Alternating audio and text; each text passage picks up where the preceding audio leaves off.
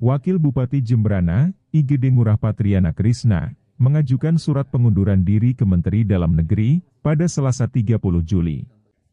Surat pengunduran diri tersebut ditembuskan ke PJ Gubernur Bali, pimpinan DPRD Jembrana, dan Bupati Jembrana. Dalam suratnya, putra mantan Bupati Jembrana IGD Winasa ini menyatakan permohonan pengunduran diri dan pernyataan berhenti sebagai Wakil Bupati Jembrana periode 2021-2024. Hal ini berkaitan dengan persiapan keikutsertaan dirinya dalam pilkada serentak, sesuai keputusan politik dan mengikuti dinamika politik pilkada. Lebih kepada intinya kan kami persiapan pilkada, kemudian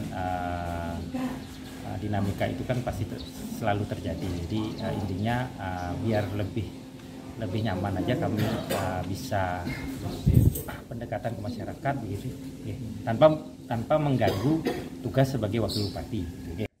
Ketika ditanya, apakah pengunduran diri ini terkait isu ketidakharmonisan Bupati dan Wabub, Ipat mengatakan itu tidak ada hubungannya sama sekali. Langkah ini semata-mata agar dirinya merasa nyaman dan leluasa dalam pendekatan ke masyarakat menjelang Pilkada 2024 tanpa mengganggu tugas sebagai Wakil Bupati. Witari Denpost melaporkan.